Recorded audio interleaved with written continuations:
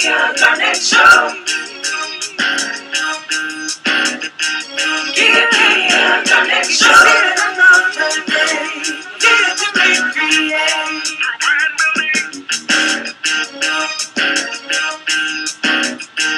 The Akia Garnett Show will inspire and empower you, giving you the tools to build your brand. It's a new day for a new way to bring your vision to pass. Another day, here to recreate.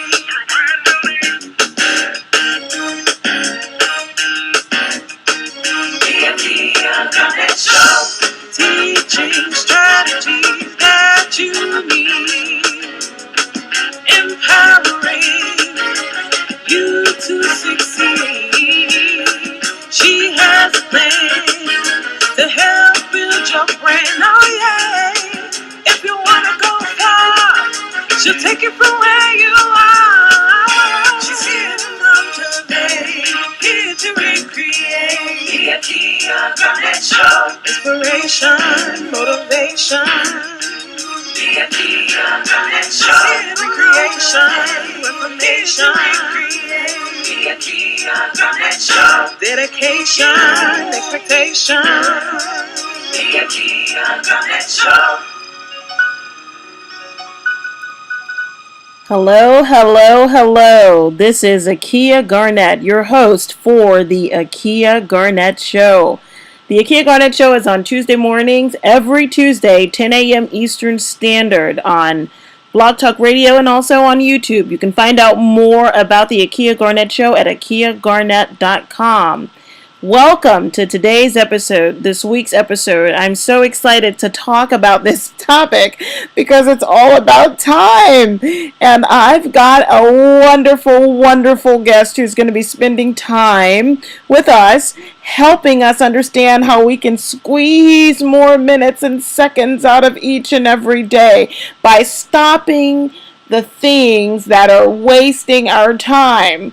And it's just, I know it's going to be a great conversation. I know it's just going to be a wonderful and helpful, exciting topic that's going to help me, it's going to help you, it's going to help us all grab hold of this beast called time, tame it, and get the most out of it like it's supposed to be. Now, let me just tell you a little bit about Terry Monaghan. She's the CEO of Time Triage. She's got over 30 years of business and entrepreneurial experience. She is just this wonderful person who has technology and productivity in her background and has done some amazing things for Fortune 100 executives and entrepreneurs in a variety of industries. So she crosses over industries. Whatever you're doing, there's got to be something that she can say and do that's applicable to your life and your profession. She's just got so many qualifications. I'm going to leave it up to Terry to tell us even more about her background, but I want you to grab a pen and paper, and I want you to begin taking notes on the tips and ideas that Terry's going to throw at us today, because I know that they're going to help us all, again, grab hold of time and learn how to maximize our 24 hours each day. So without further ado, I'd like to introduce to some and reacquaint with others Miss Terry Monaghan, CEO of Time Triage. Hey, Terry. Hi, Akia. Good to talk to you today. Absolutely. Thank you so much for giving us some of your time, Terry, to spend a few moments helping us understand how we can maximize our day by doing exactly what you have talked about in your newly published book, your recently published book, and I'm going to ask you to give the title of it, and then I want us to jump right into your background and how you got yourself to the place of publishing this new title. Okay, well, this new title is 101 Things to Do or Stop Doing to Give Yourself More Time Right Now. And that book, you want to know how that book came about? I do, but let's talk about your background first before we talk about how that book came. I'm a long-time entrepreneur. I had my first business back in the 80s. Of course, I started when I was only 2 years old. Mm-hmm. And after I grew that business, and I was in graduate school at the time, and I was recruited by one of my clients to go and work with them in operations. Mm-hmm. They were a very busy consulting firm that was growing, and I was making everything work. And when I worked with them for 5 years, and they went from, in the mid-'90s, doing $20,000 contracts to 5 years later doing $1 million contracts. And we went from a predominant culture of put out fires, everybody running around with their hair on fire, Mm-hmm. to everybody working a lot more effectively and efficiently. You can imagine, to grow from a $20,000 contract to $1 million contract, something has to change, right? And I worked myself out of that position in 5 years because planning and maintenance didn't look like work.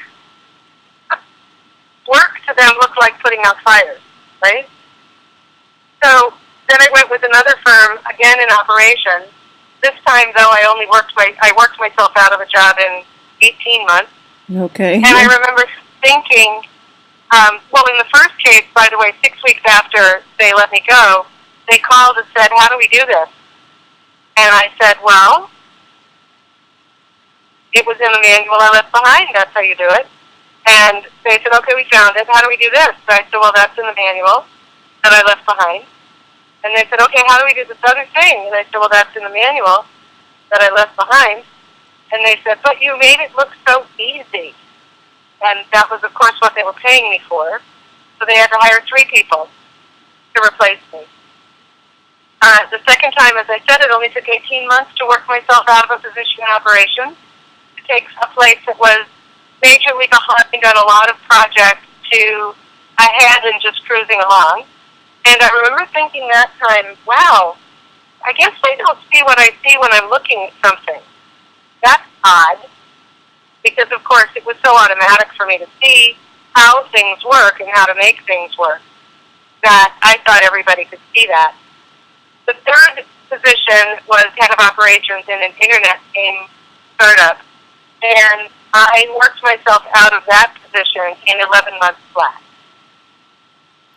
And I remember thinking, wow, they don't see what I see when I'm looking at something. That I do apparently is a skill set. So I went back to coaching and consulting and coaching people in how to produce results. It didn't matter what results, it didn't matter what field, just how to produce results. And Terry, when you say when you say you worked yourself out of these positions, what do you mean? I mean, we transformed the environment from one where it was always the fire of the day to one where the productivity was greatly enhanced and there were virtually no more fires. Everything was working at a much higher level, but with a great deal of ease rather than a great deal of stress. And because there were no more fires, they figured that I had done an awesome job transforming the environment, and clearly they did not need me anymore. Because planning and maintaining what had been set in place was invisible to them. Does that make sense? Absolutely. Thank you very much for clarifying that. Yeah. So this And when you don't pay attention, it does start to fall apart.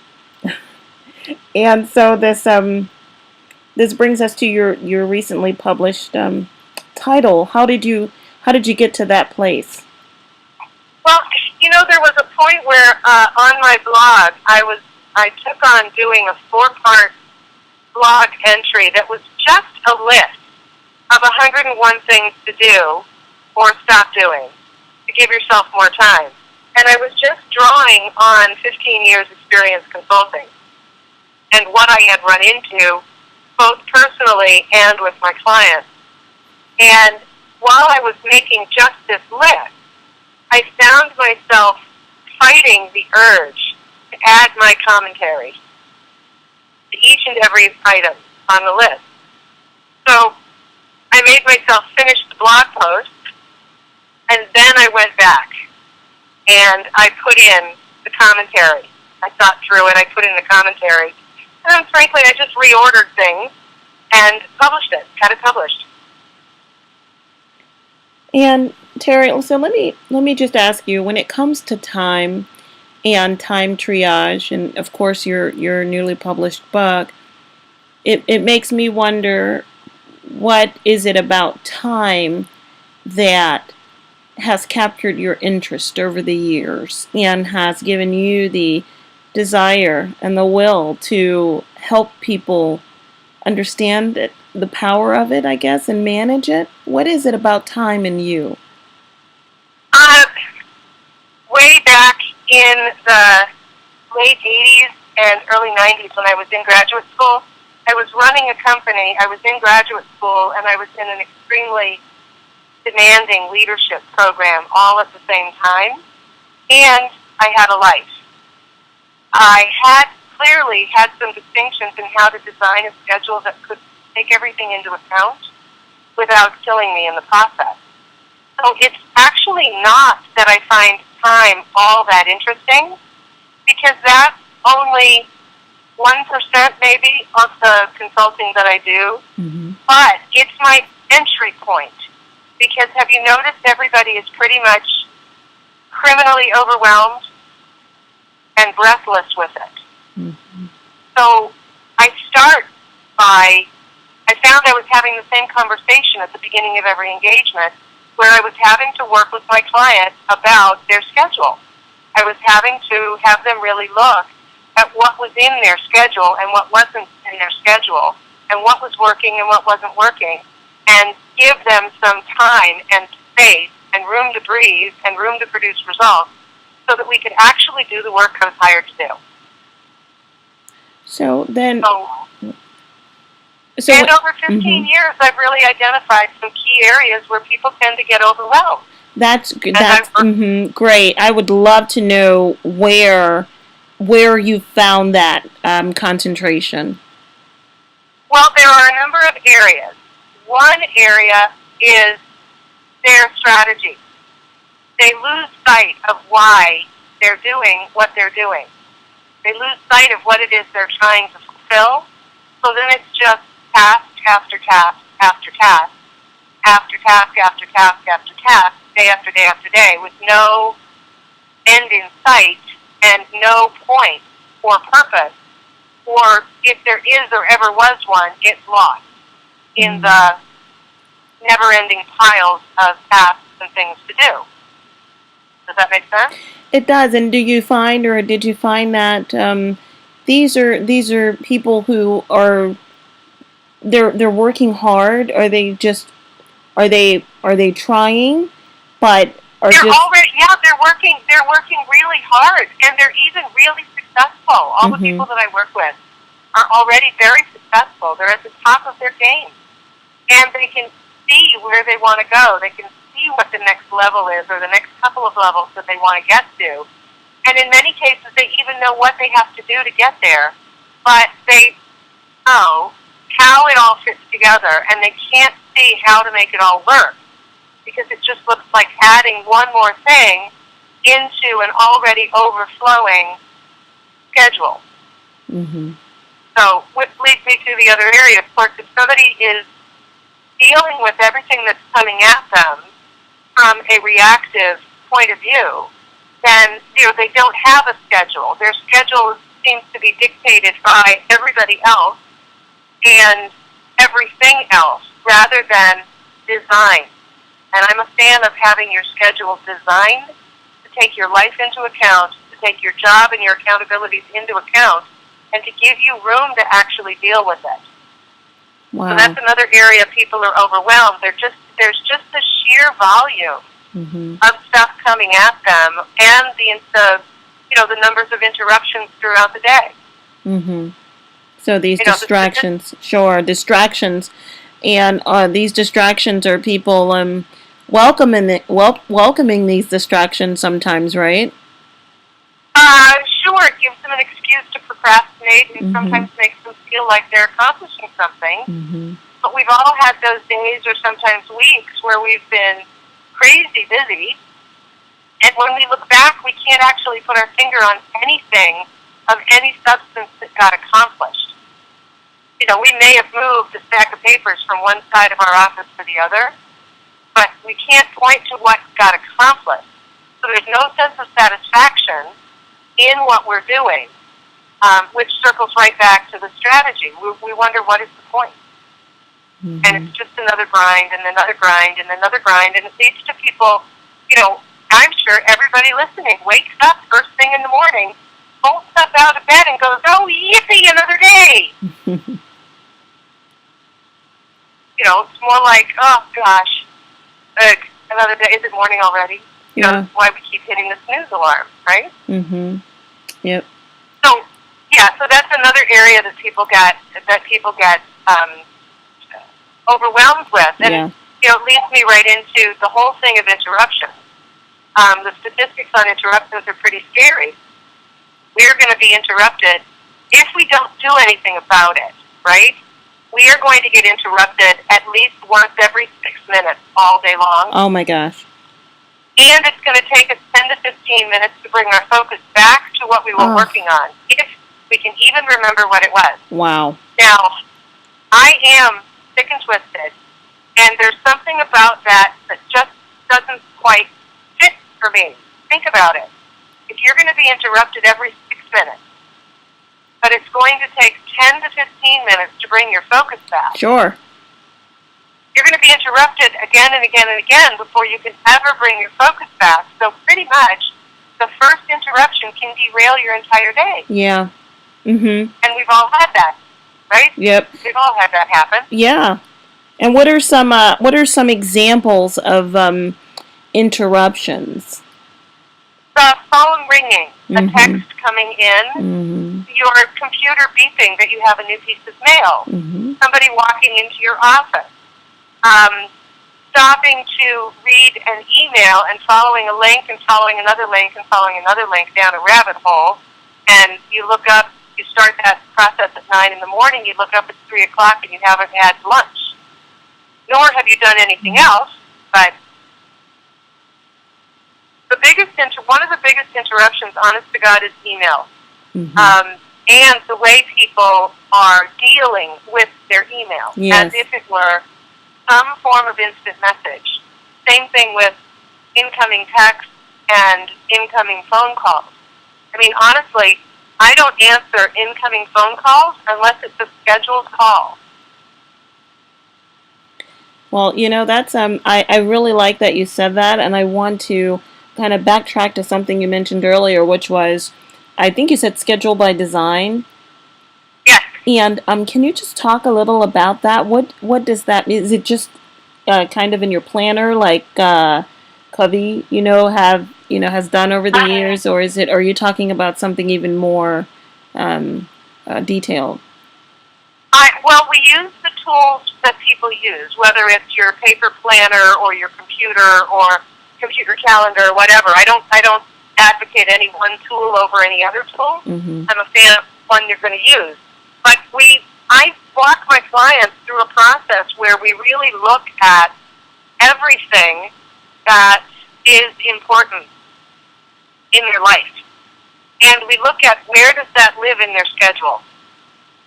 Where is the time for that? Everything happens in time, right? Putting something on a to-do list is not going to guarantee it happens. Putting something on a to-do list and scheduling a particular time in your calendar ups the possibility that it's going to actually occur. So we look at everything. We look at the important things first. You know, with entrepreneurs and business people, I look at what are the activities they do that actually generate revenue, and when are they doing them? And we look at how are they prioritizing all of the other things that show up. Because let's face it, all of us, if we really just did a complete mind dump of everything we need to handle in our life and on our jobs, we'd fill pages and pages and pages. But we're not going to get that done in a day. Yeah, and I'm a fan of Covey's 4 quadrants and Q2 time, that quality time, that planning time.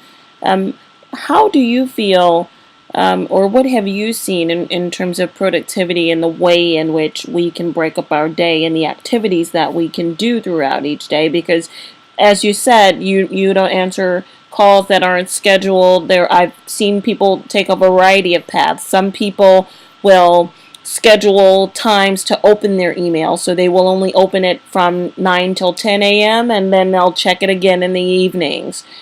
Some people have a more flexible schedule. So I've heard people, especially entrepreneurs and small business owners, that work with them a lot every day. I'm one myself, and I know that everybody has their own methodology for trying to get through their day and accomplish the most things.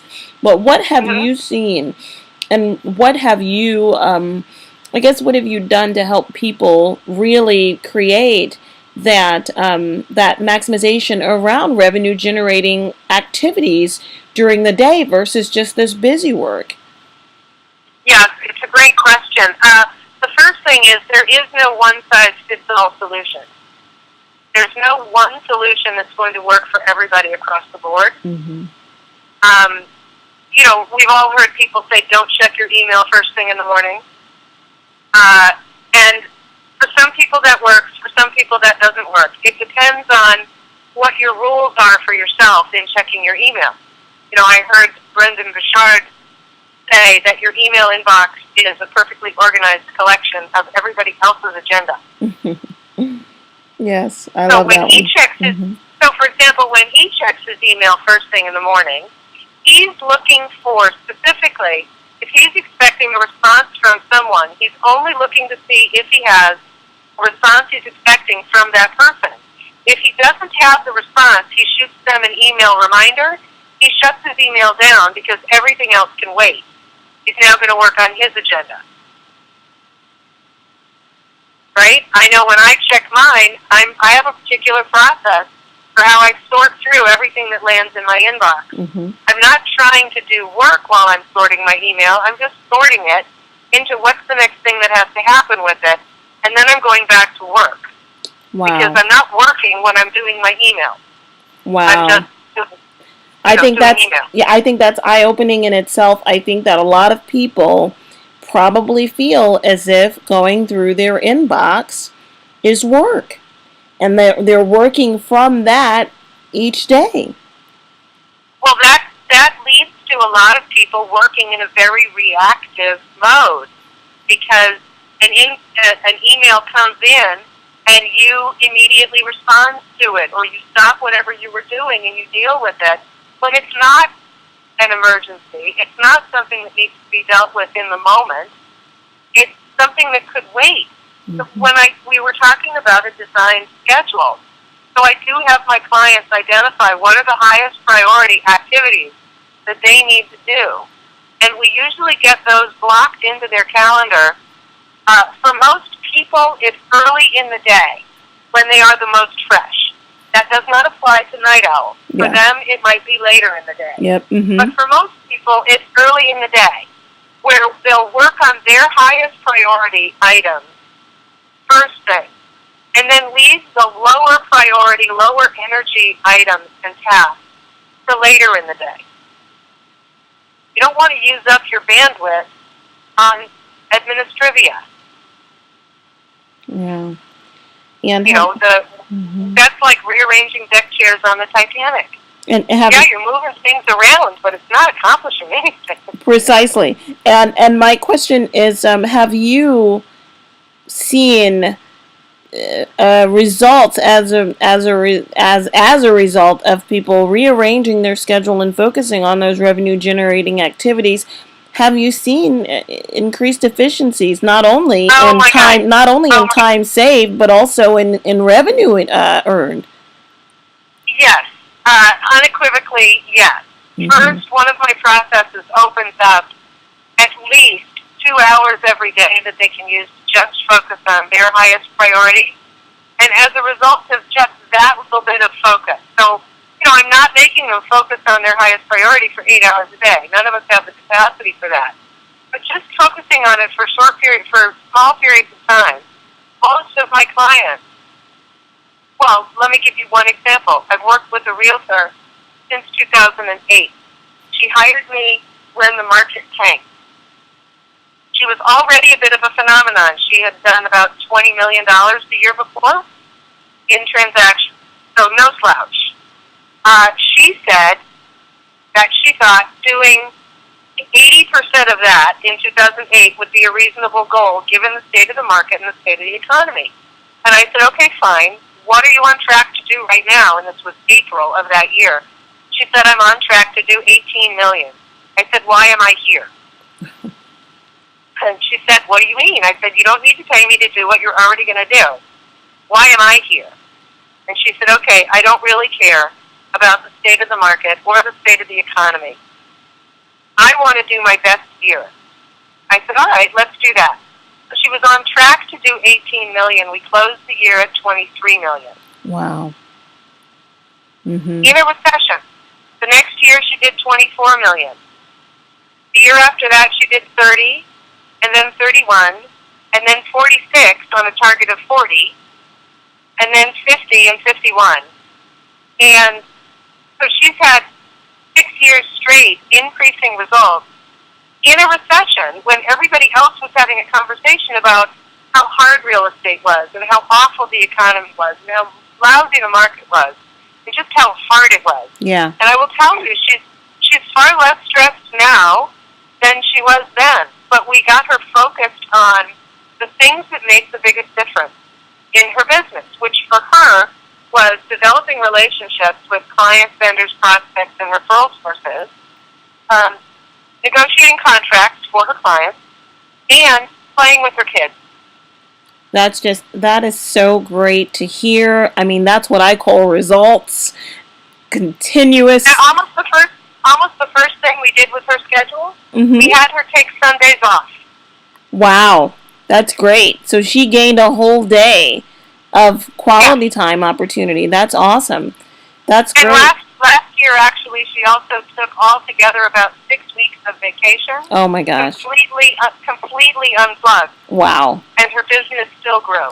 Okay, so then I have this question for you because that sounds wonderful. That is absolutely amazing. That's what I call results. I am just delighted to hear it. Quality of life, it sounds like it was increased. Quality of time, of course, increased revenue. I mean, all of that sounds beautiful. My question to you is, for all of those little fires that were in her inbox or things that were distracting her, what happened to those things? Did she delegate them appropriately, or did she just? How did she get those things to go away? Because, that's sometimes we can switch gears, but people in our lives don't switch gears. They'll keep calling and, it'll just continue until the point where we're ignoring people, and that doesn't really feel good. So help us understand that. We did build a team around her because, even the Lone Ranger had Tonto, for heaven's sakes. We have to stop. That's another area where we just get overwhelmed. We have to stop trying to do it all ourselves. Mm-hmm. We just have to. Yeah. Does that make sense? It does. So, mm-hmm. We looked at what could we outsource first? I have to laugh now. We laugh when I remember it. She was obsessing over getting a newsletter out to her database on a regular basis. Wow. Except, she was so busy, she wasn't getting it done. Mm-hmm. So I fired her from that and turned it over to a virtual assistant that I had trained and said, we're going to give it to somebody who's just going to plain get it done. Uh-huh. They're not going to have any reason not to get it done. We're going to set up a very strict schedule. They're going to get it done on the schedule, period. End of conversation.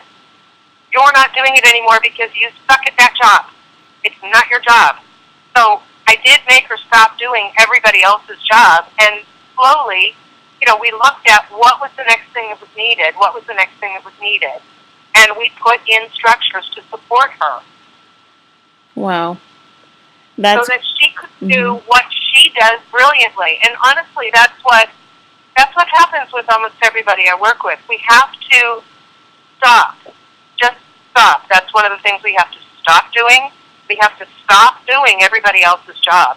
That's great. We have to let people do. One of the biggest contributions entrepreneurs make to the economy is they create jobs. Mm-hmm. We have to do that. Yeah. And let me ask you, whether it's the dog walker, the house cleaner, the lawn person, the errand runner, or your office admin, you have to create jobs for other people. That sounds great, Terry, and I completely agree. As small business owners and entrepreneurs, we need to continue finding ways to eliminate those things from our daily schedules that don't serve us justice and allow others to enter into the workforce or work with us and for us, so that it can help build the economy, but also help us create additional genius. My question for you is how creative can you get, or are you, with helping people find the budget to actually hire, especially when they may not they may not be hiring people because they feel like they just can't afford it. They don't have the budget for it. So how creative have you gotten, or can you just help us understand how you've done some non-traditional things to help people find labor and be creative about it without feeling as if they're going to go bankrupt in the process of trying to outsource some things that they've been doing themselves? Yeah, very good. Well, one of the things is I really have people look at the numbers. I have them do the math. It doesn't make sense. Well, I'll use an example personally. This was my own example. I had a young woman who was working for me as a virtual assistant, and she used to keep, she'd take all the business cards I get when I'm networking and get them into my database on a regular basis. Well, there was a period of time where she was going back to school, so she wasn't going to be available, and I figured, okay, no big. I can always do that. I've got the card scan machine. I can just, I can scan it once a week, and no big deal. Except in 6 months, I hadn't done a single card, not one, and the box of cards was getting bigger and bigger and bigger. So I packed up the entire box, and I sent it out to another business colleague who is a virtual assistant with a note, help, just help. I want it back on an Excel file. She said, no problem. And the next week I had an Excel file in my inbox where it was over 600 people I had met in that 6 months. So 600 people I had not been in communication with, right? It's a crime how we don't follow up. She had it back to me in the span of about 4 days, and then she sent an invoice. It had taken her, I think, 12 hours to scan and clean up all the cards. And then when I looked at the bottom line, so what I was going to be paying her for 12 hours of her time was less than one client would pay me for one of my larger workshops, which is one of the lowest priced things I have. And honest to God, if I had done it myself, would it have taken me 12 hours? I don't know, because I had proven I couldn't do it in 6 months, right? But if I can give somebody 12 hours worth of work and use those 12 hours to focus on what actually generates revenue in my business, if I can't sell one person in 12 hours, I need to really look at what I'm doing, right? So it's usually, and frankly, when I hired my first assistant, I was really nervous about it. So what I did was I put $100 into an escrow account because that was how much I was going to set aside for work for her for the first month. And I figured if I did not generate more than enough additional revenue to cover the cost of keeping her on, I would let her go. Yeah. That's great. She's still working with me. Yeah. And that was 2006. That's great. So, that's a really great story, Terry. I really appreciate you for sharing that, because from the work that I do with small business owners, most of them really want to hire someone, but it's a budget issue in their minds, and they just can't get across that bridge of how do I pay for it? How do I do that? Well, what's really, here's another, you asked how creative I get. Somebody asked me this question at a business conference just this past weekend. She was going to, how could she find a good person, for example, on Elance, for example. I said, give 3 different people the same thing to do. Let all 3 do the same job. And find the one who does it best and keep them. But Wow. you've probably paid $100 for 3 people, $100 total, for 3 people to get this one little task done. And you found somebody good in the process that you can keep giving that kind of task to. With something like Elance, Guru.com, Fiverr.com, with that book, I needed to get the Kindle version done. And I talked to the designer who did the book for me, and she said, well, I could do it, but it's really not in my wheelhouse. And I decided to check.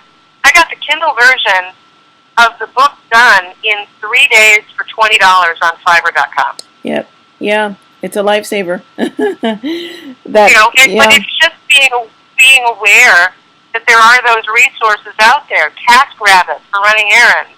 There's all kinds of different things out there that are huge time savers. Yeah. Let's just look at the very mundane.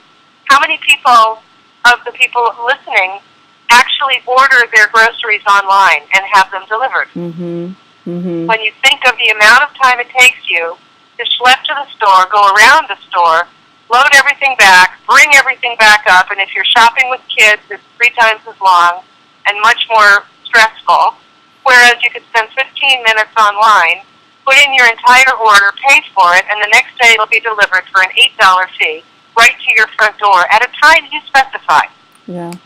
Yeah, absolutely. I completely agree. And one of the things that I've learned about you is that you do these breakthrough sessions. And what are those all about? I do a complimentary productivity breakthrough session. That's a phone call that anybody can schedule. And honestly, it's full of a lot of great content. They will have a breakthrough and get to see some areas where they're sabotaging their own productivity, and they'll see something that they can do to break it open right away. Wow. But that's also a way for someone to get a direct experience of working with me. Okay. To see if I'm the kind of person they want to work with, because, I'm not a fluffy person. I'm very direct. I'm very straight. I'm dealing with people who have no time, so I'm not spending any time. I'm not wasting any time. I'm not beating around the bush. But it's a way for people to see if they like my style. It's a way for them to get some great content as well. And I enjoy them because it gives me access to making a difference to an even larger group of people. Right. So then when you really get a chance to help clients and you help the public understand about time, and I know this isn't where you spend the majority of your time, what is would you consider to be your sweet spot or the creme de la creme of your expertise? What is that thing that you would love to spend all of your time doing if you didn't have to help us all get a better hold of our time? Well, no, I help you all get a better hold of your time so I can do this other thing, right? So one of my unique areas of genius is if you can tell me where you want to go, what goal you want to hit, I can absolutely show you how to get there, and I can work with you to get there. Usually a lot faster than you thought possible. Wow. So that is, I can see how to get from point A to point B. Okay. And from point A to point B, taking into account all kinds of detours and life and all the things that can and will go wrong, but just really how to get from point A to point B in the shortest possible time, the easiest possible way, with the least stress, the most integrity and authenticity in a way that works for you. Right. And Terry, for your book, can you just give us maybe your top 2 101 things to stop doing or to start doing tips? Sure. Let's see. One thing to stop doing is stop multitasking. Nobody can do it. It does not exist. It has been proven time after time after time.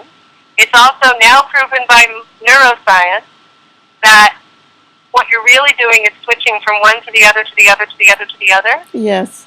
And that both things you're trying to do take longer when you're trying to do them multitask than if you did one, finished it, and did the other. Oh, great.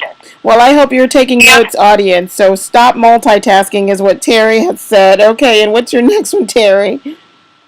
And the other thing to do, block time off and take it. Honor it.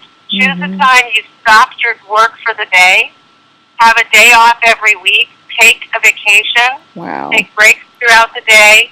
Those are as important, if not more important, in your schedule as anything you're doing for a client, a boss, a colleague. You have to replenish yourself, or you have nothing left for anybody or anything else. Well, Terry, I'm sure that when you really begin working with your clients, you get down to the nitty-gritty of what's challenging them to get things done or not. And I would imagine that could get pretty emotional for your clients. It can from time to time. Because it seems when we really start to think about what's holding us back, especially if we're procrastinators, there can sometimes be some fears in there. There can sometimes be some inefficiencies in there or deficiencies that we're aware of. I mean, there are just a variety of reasons as to why we don't get stuff done. And I just thank you. I thank you for dedicating your time to helping us get a hold of time. And I want to ask you to help people understand, number one, how they can buy your book, how they can learn more about your book. I also know that you're a keynote speaker. You're a speaker, and you've done some great. You have a list of all of your speeches, or some of your speeches on your website. I'd just like for you to just help people understand how they can engage with you and how they can contact you. Absolutely. Well, they can contact me through my website, which is timetriage.com, TimeTriage.com. The media page has a contact link. Any one of those pages has a contact link, frankly. You can reach me directly at Terry, Terry, at timetriage.com.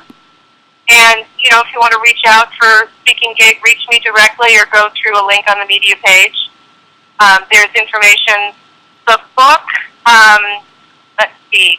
There's on my Facebook business page, which is facebook.com/Time Triage.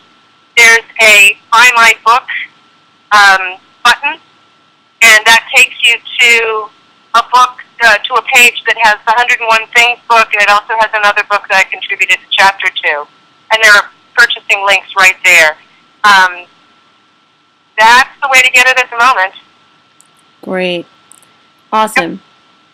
Well, folks, that's it for the Akia Garnett Show for this week. You can go to akiagarnett.com, and I'll have a link to Terry's website, Terry Monaghan's website, and you can then click there and go and find out about her book and how you can get a hold of that, but also find out about the work that she's doing with business owners and entrepreneurs, find out about some of her speaking engagements, what she's got coming up, and how you can learn even more from her about the research that she's done, the things that she's done, and most importantly, the efficiencies that she's helped people create in their lives and their professions. I want to thank you again, Terry, for being my guest for this week on the Akia Garnett Show. You have certainly enlightened me. I appreciate your time, and thank you so very much. You're welcome, Akia. It's been my pleasure. Absolutely. That's all, folks. We'll see you next time on the Akia Garnett Show.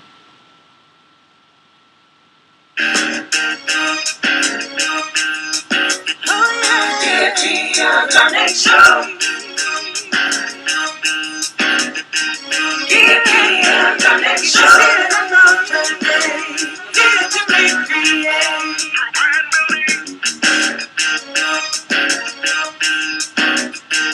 The Akia Garnett Show will inspire and empower you, giving you the tools to build your brand. It's a new day for a new way to bring your vision to pass. Another day here to recreate.